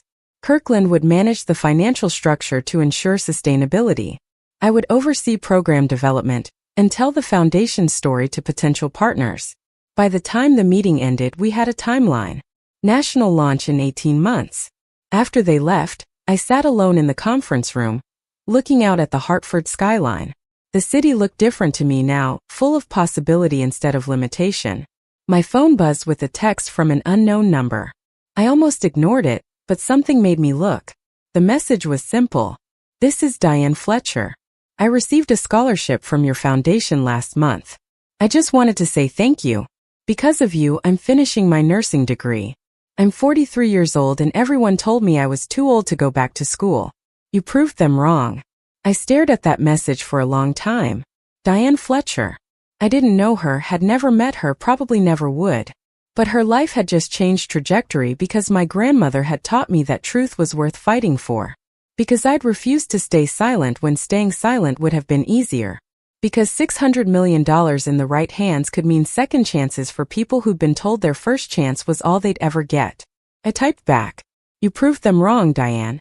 I just helped pay for it. Keep going. Then I forwarded the message to Victoria with a note. This is why we do it. Her response came back immediately. Damn right it is. That evening I drove back to my apartment in New Haven. I'd kept the same small place even after gaining access to the estate funds, partly because I'd signed a lease and didn't believe in breaking commitments, partly because I wasn't ready to let go of the person I'd been when I lived here. The girl who'd served tables and studied financial documents at her kitchen table, and believed she might actually be as worthless as her family claimed. That girl deserved to be remembered, honored even. She'd survived something that could have broken her. I made myself dinner, the same pasta dish I'd been eating for 3 years because it was cheap and filling. While the water boiled, I checked my personal email and found a message that made my stomach drop. The subject line read, "From Trevor." I almost deleted it without reading, but curiosity won out. I opened the message. Olivia, I know you probably don't want to hear from me. I know I don't deserve your attention or your forgiveness. But I'm writing this from a cell in Hartford Correctional, waiting for my sentencing hearing next month, and I need to say something. I was wrong. About everything. About you, about what we did, about thinking we could get away with it. I spent my whole life believing Dad when he said you were weak. Turns out you were the strongest person in the family. You were just quiet about it. I'm not asking you to forgive me. I'm not asking you to help me or reduce my sentence or any of that. I'm just asking you to know that I see what you're doing with the foundation. Mom sent me an article about it. And I think grandmother would be proud of you. I think she always knew you'd be the one who mattered. I wish I'd figured that out before it was too late. I don't know what I expected to feel reading that, anger maybe or satisfaction. Instead, I just felt tired. Trevor had spent 28 years being told he was special, that the world owed him something because of his name and his father's money. Now he was facing 8 years in federal prison, his legal career destroyed before it even started, his reputation obliterated. And all he'd had to do to avoid it was tell the truth. But he hadn't. None of them had. They'd chosen lies and theft and manipulation, and now they were living with the consequences. I didn't respond to the email. I didn't delete it either. I just filed it away in a folder I'd created called Family, a digital space where I could acknowledge the complicated truth that these people had shaped me, even as they tried to diminish me. Maybe someday I'd feel ready to respond. Maybe not. Either way, it would be my choice. The pasta was ready. I ate it standing at my kitchen counter, looking out at the street below. A year ago, I would have been getting ready for a dinner shift right now, putting on my work shoes and mentally preparing to be invisible to people who had more money than they knew what to do with. Now I was one of those people, at least on paper. But I didn't feel like them. I felt like someone who'd been given a responsibility and was determined not to waste it. My phone rang. The caller ID showed a Vermont area code. I answered and heard a voice I didn't recognize, older, formal. Ms. Bennett, this is Attorney Harold Weiss. I represented your grandmother in some property matters many years ago. I apologize for calling so late, but something's come to my attention that I think you should know about. What is it? He hesitated, choosing his words carefully. Your grandmother owned a small piece of property in Burlington, Vermont. Just a few acres with an old cabin on it. It wasn't included in the main estate filing because it was held in a separate trust, one she established before you were born. According to the trust documents, the property transfers to you automatically on your 26th birthday. That's next week, isn't it? My birthday. I barely thought about it with everything else happening. Yes, next week. Why are you calling about this now? Because the trust included specific instructions that I was only to contact you after the estate dispute was resolved, and only if you prevailed. Your grandmother was very clear about this. If your father had won the case, the property would have gone to a conservation charity. But since you prevailed, it's yours. And there's something you need to see there. Something she left for you. What kind of something? Mr. Weiss's voice softened. I don't know exactly. She left me a sealed letter to give you with the property deed. All it says is that you'll understand when you get there. The cabin's been maintained by a property management company, all paid for in advance. The key is with them.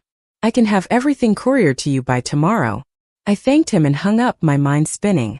Another secret. Another piece of my grandmother's careful planning that I hadn't known existed. What else had she left behind? What other messages was she still sending from beyond the grave? The envelope arrived the next afternoon by special courier. Inside was a property deed in my name, a key attached to a hand-carved wooden keychain in the shape of a compass, and a letter in my grandmother's handwriting. The paper was thick, expensive, the kind she used for important correspondence. The date at the top was 2 weeks before she died. My dearest Olivia, if you're reading this, then you've won. I knew you would. Not because the evidence was overwhelming, though it was. Not because you had good lawyers, though I made sure you would. But because you have something your father and brother never developed, the capacity to endure discomfort in service of truth. They've spent their lives taking shortcuts, choosing comfort over character. You've spent yours building strength in silence. By now you've seen the lake house. You've probably started converting it into something that serves others because that's who you are. But the cabin in Burlington is different. That's just for you. A place where you can go when the weight of all this responsibility feels too heavy. A place to remember that you're not just an executor or a foundation director or an heiress. You're Olivia, my granddaughter. The girl who used to collect rocks by the lake and ask me endless questions about why money matters and whether being rich makes people happy. I never answered that last question directly, did I? So here's my answer. Being rich doesn't make you happy. But having resources to pursue meaning, that can create the conditions for happiness. You'll figure out the difference. You always do. The cabin has something I never showed anyone else. Something I built when I was your age and everyone told me I'd never amount to anything. Go there. Spend some time. And remember that you come from a long line of women who refused to be small just because someone else needed them to be. With all my love, grandmother. I read the letter 3 times, tears streaming down my face. Even now, even after everything, she was still teaching me. Still guiding me toward understanding I didn't know I needed. I called Victoria. I need to take a few days off. There's a property in Vermont I need to visit. Her response was immediate. Go. The foundation will survive without you for a few days. And Olivia, whatever you find there, it's yours. You don't have to share it with anyone unless you want to. I drove to Burlington 2 days later, on the morning of my 26th birthday. The cabin was harder to find than I expected, tucked back on a dirt road that wound through dense forest before opening into a small clearing. The building itself was modest, maybe 800 square feet, with cedar shingles weathered to silver and a stone chimney that looked like it had been standing for 100 years.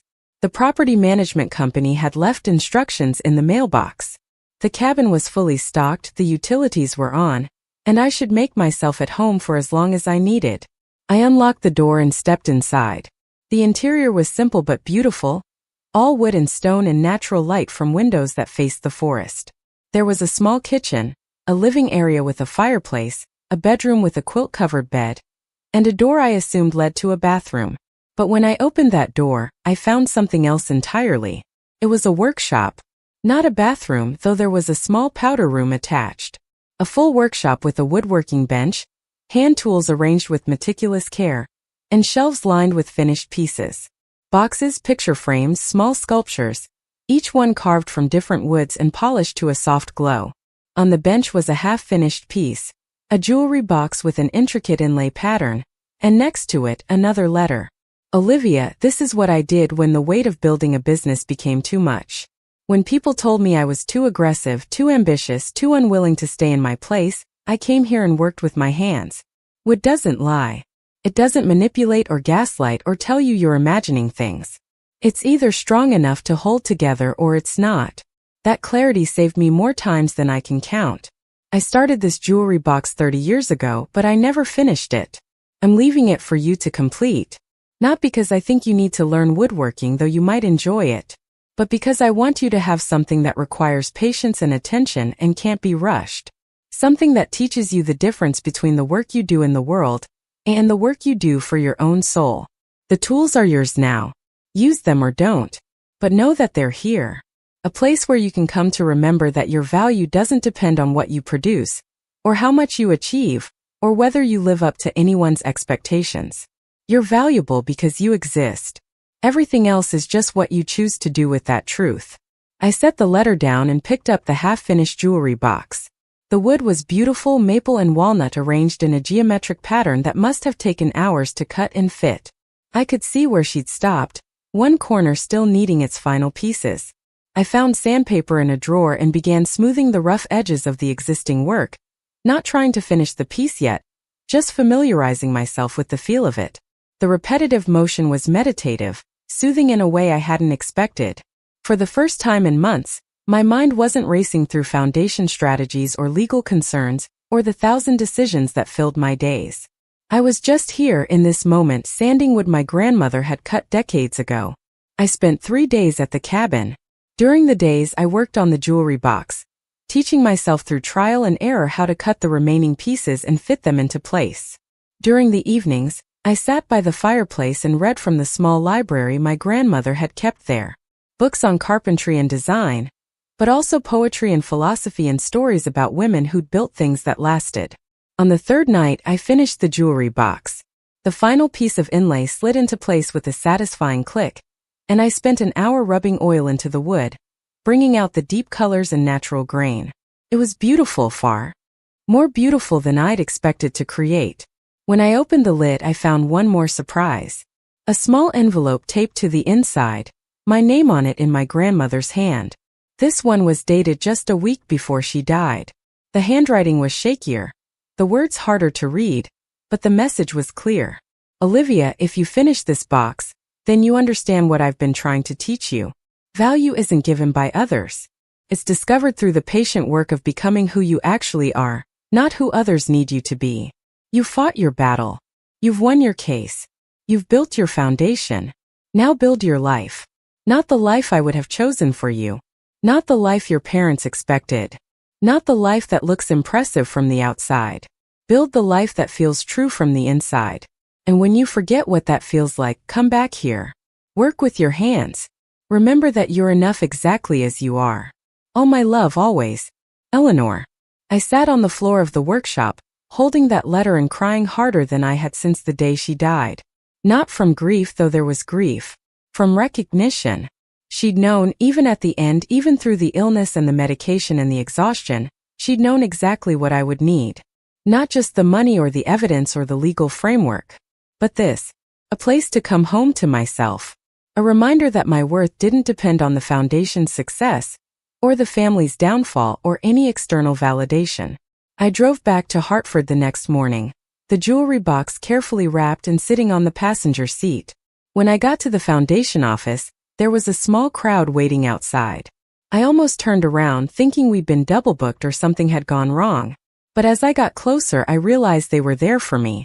20 people, maybe 30, holding signs and flowers. Scholarship recipients, business owners we'd funded, families we'd helped. One woman stepped forward, maybe 50 years old, wearing scrubs with a hospital badge. "You don't know me," she said, But your foundation paid for my nursing certification when I couldn't afford it. I just worked my first shift last week. I wanted to thank you in person." Others came forward, sharing similar stories. A man who'd started a landscaping business with our grant and now employed 6 people. A student who'd been homeless last year and was now studying computer science. A family who'd won their fraud case with help from our legal fund and recovered their stolen inheritance. Each story was different, but they all had the same core. Someone had told them they couldn't. We'd helped them prove that they could. I stood there on the sidewalk, overwhelmed by the tangible evidence of what we'd built. This wasn't about me. It had never been about me. It was about my grandmother's conviction that people deserve chances, that potential shouldn't be wasted just because someone didn't fit a narrow definition of worthy. And it was about all the people who'd been counted out, underestimated, dismissed, who were now standing here proving that the counters out had been wrong. I invited them all inside. We spent 2 hours in the conference room, drinking coffee and sharing stories. I told them about my grandmother, about how she taught me that silence could be a strategy and that documentation was more powerful than emotion. They told me about their struggles and victories, about the moment they'd almost given up and what had made them keep going. By the time they left, I felt more grounded than I had in months. That evening, I had dinner with Victoria and Kirkland at a restaurant in downtown Hartford. We'd become friends through this process, the kind of friends forged in crisis and sustained by mutual respect. Over wine and expensive steaks that I still wasn't quite comfortable ordering, we talked about the foundation's future. Victoria raised her glass. To Eleanor Bennett, who planned better than most generals and loved fiercer than most mothers. And to Olivia, who had the courage to execute that plan even when it would have been easier to walk away. Kirkland added his own toast. To second chances and the people brave enough to take them. We drank, and I felt the weight of the past year settling into something like acceptance. My father was serving 12 years in federal prison. Trevor was serving 8. My mother had moved to Florida, living on the proceeds from her divorce settlement and, according to the private investigator Victoria had hired at my request, volunteering at a legal aid clinic. Apparently facing the consequences of enabling fraud had given her some perspective on justice. The Greenwich estate had been sold, the proceeds going to restitution for my father's victims and to the foundation. Everything my family had built on lies had been dismantled, and in its place something honest was growing. I pulled out the jewelry box and set it on the table. I finished this at grandmother's cabin in Burlington. She left it for me to complete. Victoria picked it up, examining the inlay work with appreciation. "It's beautiful. What are you going to keep in it?" I thought about that. Maybe nothing. Maybe it's just proof that I can build something with my own hands. Something that doesn't require lawyers or accountants or strategic planning. Just patience and attention and the willingness to learn by doing. Kirkland smiled. Your grandmother would have loved that answer. Over the next year, the foundation grew beyond anything I'd imagined. We opened regional partnerships in 12 states. We funded over 300 scholarships and 200 business grants. We helped 70 families fight financial fraud cases, winning 63 of them. The foundation became known as the gold standard for supporting people from non-traditional backgrounds, and I became known as someone who'd turned family tragedy into systemic change. But the work I was proudest of wasn't the big wins or the impressive statistics. It was the small moments. The thank you letter from a 57-year-old woman who'd gone back to school to become a teacher. The photo of a father and son cutting the ribbon on their new restaurant. The phone call from a young woman who'd won her case against the uncle who'd stolen her trust fund. Her voice shaking with relief and rage and hope. Those moments reminded me why I'd fought in the first place. Not for money or revenge or vindication. For truth. For the principle that people shouldn't be erased just because someone else found it convenient. On the 2-year anniversary of my grandmother's death, I drove back to the Burlington cabin. I'd been going regularly once a month or so, whenever the pressure of running the foundation felt like too much. I'd built 3 more jewelry boxes, a set of bookends, and a small table that now sat in my apartment. The work soothed something in me that nothing else could reach, the simple satisfaction of taking raw materials and shaping them into something useful and beautiful. That afternoon I started a new project. A memory box, larger than the jewelry box, with compartments for different keepsakes. I was going to fill it with reminders of this journey. The brass key my grandmother had given me. A copy of the first scholarship check we'd written. The newspaper clipping about my father's sentencing. The thank you note from Diane Fletcher. All the pieces of evidence that this had actually happened, that I'd actually survived it. As I worked, my phone buzzed with a text from an unfamiliar number. Ms. Bennett, this is Marcus Reed. I know I'm probably the last person you want to hear from, but I wanted you to know that I've been disbarred. The State Bar found that I knowingly participated in defrauding your grandmother's estate.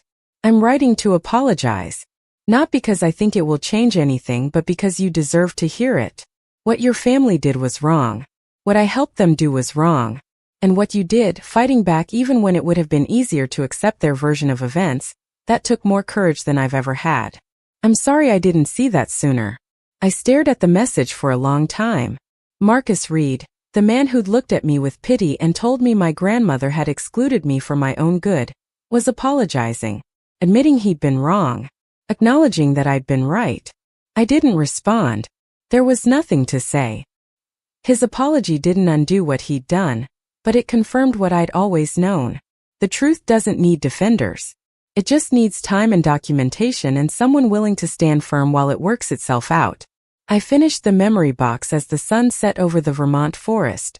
The last piece of hardware, a small brass latch, clicked into place with a sound that felt like completion. I opened the box and placed the first item inside. The letter my grandmother had left in the workshop, the one that said I was valuable because I existed. Everything else, the scholarships and the grants and the legal victories, was just what I'd chosen to do with that truth. I sat on the cabin's porch as darkness fell, listening to the sounds of the forest settling into night. Somewhere in Connecticut, my father was in a prison cell, counting the years until he'd be free. Somewhere in Florida, my mother was probably wondering if I'd ever forgive her. Somewhere in the digital archives of newspapers and legal databases, the story of our family's implosion was preserved for anyone curious enough to look.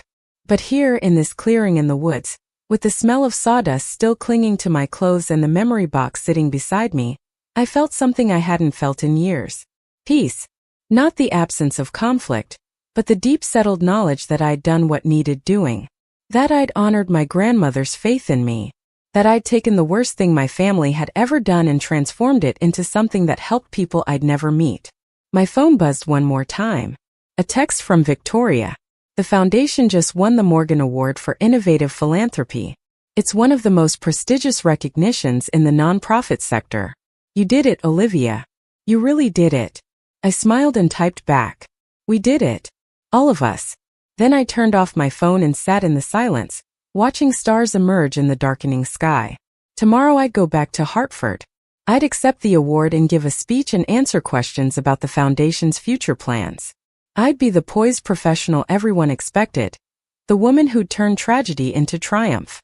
But tonight, I was just Olivia Bennett, granddaughter of Eleanor Bennett, sitting on a porch in Vermont with sawdust under my fingernails and the quiet satisfaction of knowing I'd built something that would last. The wind picked up, rustling through the trees with a sound like whispered approval. I closed my eyes and let myself imagine my grandmother sitting beside me, her hand reaching out to squeeze mine. Well done, she'd say. Well done, my girl. And for the first time since this all began, I believed her. Up next, you've got 2 more standout stories right on your screen. If this one hit the mark, you won't want to pass these up. Just click and check them out.